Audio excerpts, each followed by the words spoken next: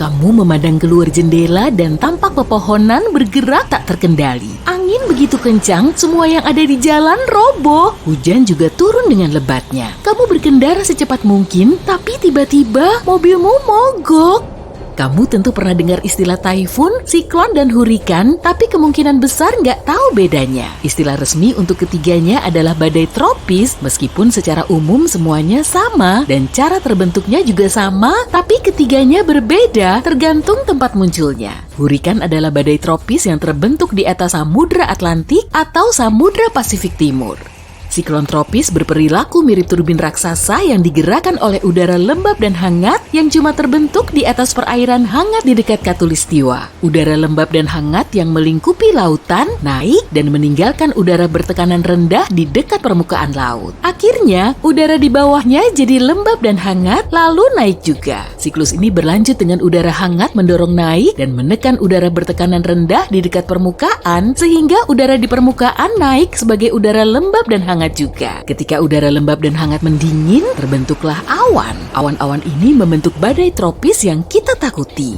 Badai berputar seperti perputaran bumi, jadi badai di selatan Khatulistiwa berputar searah jarum jam dan yang di utara Khatulistiwa berlawanan dengan jarum jam. Mata badai terbentuk saat badai berpilin begitu cepat hingga bagian tengah jadi benar-benar cerah dengan tekanan udara rendah. Tapi kamu harus melihatnya dari atas dan itu sangat berisiko. Umumnya, badai tropis bergerak sekitar 63 km per jam. Siklon tropis jauh lebih cepat, sekitar 119 km per jam. Siklon tropis juga dikenal sebagai hurikan. Jika kamu berdiri di ujung kutub utara atau selatan, rotasi bumi akan tampak diam, meski bagian bumi lain mengalami siang dan malam seperti biasa. Di kutub, terjadi siang dan malam hari yang benar-benar panjang, yang berlangsung berbulan-bulan. Di atas Khatulistiwa, waktu bergerak seiring jarak keliling bumi yang kira-kira 40.000 kilometer. Efek Coriolis membuat pola angin yang bergerak jauh mengelilingi bumi tampak melengkung, bukannya dalam garis lurus. Dan karena bentuk planet kita yang unik, kecepatannya juga beda-beda. Ini berpengaruh terhadap gaya Coriolis dan juga hurikan. Karena nggak ada lengkung pada jalur objek jika diukur sejajar terhadap permukaan bumi di Khatulistiwa, gaya Coriolis setara dengan 0.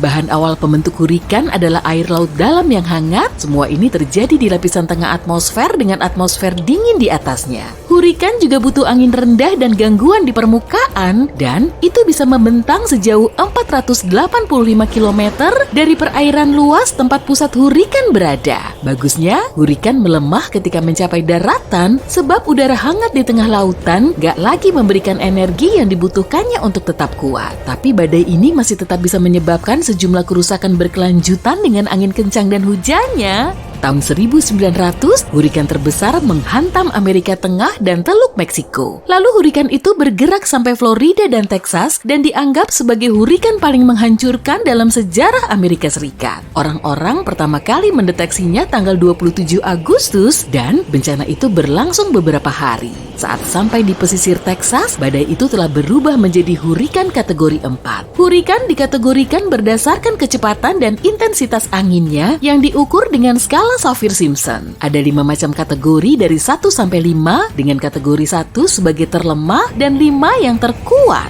Angin di badai kategori 1 bergerak antara 119 sampai 153 km per jam. Ini bisa bikin pohon-pohon tercabut dan rumah-rumah bergerak, hancur. Badai bisa mengangkat eksterior rumah dan menyebabkan mati listrik secara meluas. Amukan angin di hurikan kategori 5 bisa lebih dari 250 km per jam dan gak menyisakan apapun yang dilaluinya. Bahkan bisa menyapu bangunan dari fondasinya, dan karena anginnya lebih kencang, akan ada lebih banyak kerusakan dalam radiusnya. Hal lain yang diperkirakan akan terjadi adalah banjir yang meluas di mana-mana.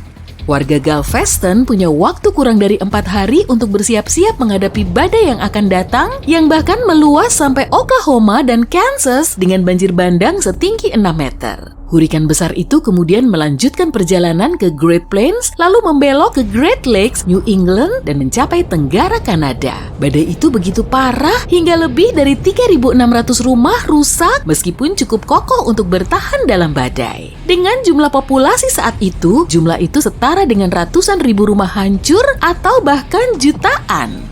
Total kerusakan properti sekitar 30 juta dolar saat itu, yang mana nilainya sekarang jauh lebih tinggi karena inflasi. Setelah badai dahsyat itu, warga Galveston membangun tanggul laut sepanjang 6 km dan menaikkan ketinggian seluruh kota sampai 5 meter. Akhirnya mereka memperpanjang tanggul laut itu menjadi 16 km untuk berjaga-jaga. Jika badai seperti yang melanda Galveston terjadi di zaman modern, gak akan ada tempat berlindung yang bisa memuat semua orang di sana karena populasinya telah meningkat cukup signifikan di seluruh area yang dilanda badai tahun 1900 lalu.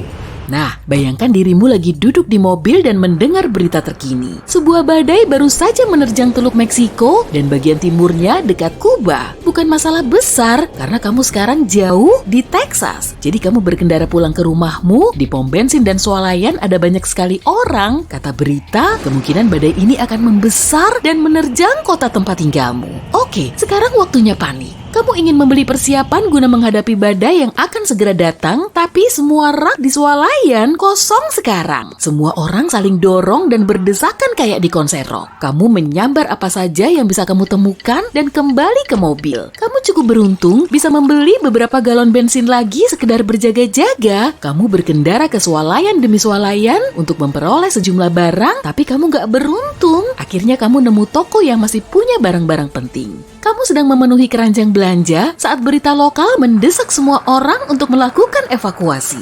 Waktumu untuk pergi tinggal hitungan jam, tapi anjingmu ketinggalan di rumah. Kamu bergegas melawan arus lalu lintas untuk sampai di rumahmu. Seluruh lingkunganmu sudah kosong, kamu menjemput anjing kesayanganmu dan menyambar beberapa barang penting sebelum pergi. Waktu yang tersisa tinggal sedikit dan kamu mulai merasakan angin bertambah kencang dari lautan di dekat sana dan berita menyebutkan hurikan telah menerjang Florida. Kamu masuk mobil, tapi mesinnya nggak mau nyala. Karena berkendara begitu ngebut, gak sadar bensinmu habis. Untung kamu beli beberapa kaleng tambahan dalam perjalanan tadi. Dengan setengah tangki, kamu bisa keluar dari kota ke tempat aman yang dituju semua orang. Angin makin kencang, gak mungkin kamu bisa kabur dari badai ini. Di sana juga gak ada siapa-siapa, sebab semuanya udah lari sejak awal. Hujan lebat mulai turun, kamu bisa melihat pohon-pohon berayun gak karuan. Akhirnya, kamu nemu sesuatu yang mirip tempat bernaung yang sangat lapang. Kamu ke sana, ternyata itu mall. Kemudian hal buruk terjadi. Kamu sadar udah salah arah. Kamu keluar dari mobil untuk nenangin diri sedikit dan melihat jalan mana yang harus ditempuh.